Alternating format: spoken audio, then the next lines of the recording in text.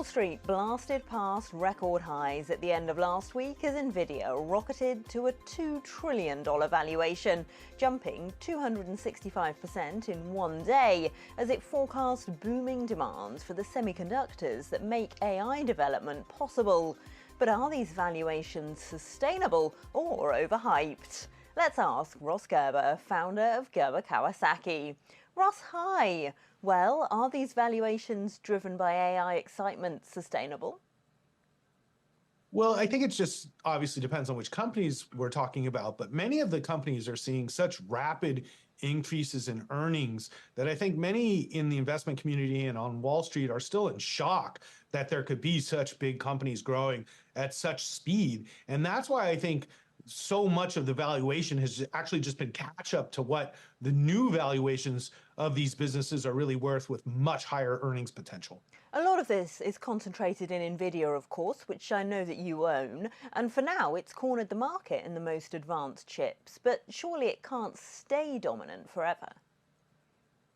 Well, maybe not forever, but we've been owners of Nvidia for a very long time, over almost a decade now, and we know the company extremely well, and it is now actually our top holding in our fund GK, and it has been for the last 3 or 4 months.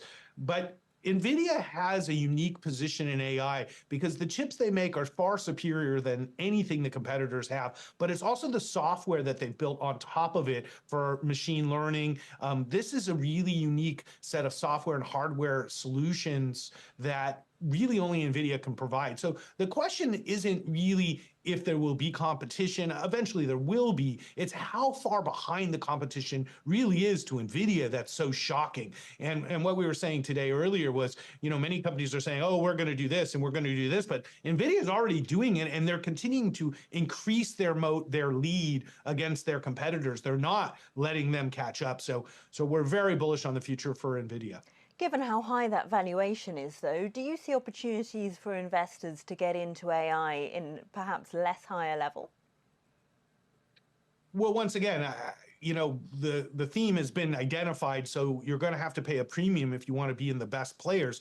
But Nvidia trades at about 35 times forward earnings, assuming even those numbers are correct. They could go higher even. And so it's really not a crazy valuation relative to some of the valuations we saw during .com, which fortunately I'm old enough to have remembered. So we're far from bubble territory for stocks like Nvidia. The bottom line is most of the AI plays have been found already, but if investors want to participate, they can invest in funds like my own or funds that are specific to AI, which give them diversification, which might help lessen the risk a little of buying a lot of expensive stocks, on your own. So this is a tricky time to get into AI because it's already moved up a lot, and maybe in the next correction, it would be a better time to add to those positions. Looking at the wider market, Ross, what headwinds are you looking for that could push markets down from these highs?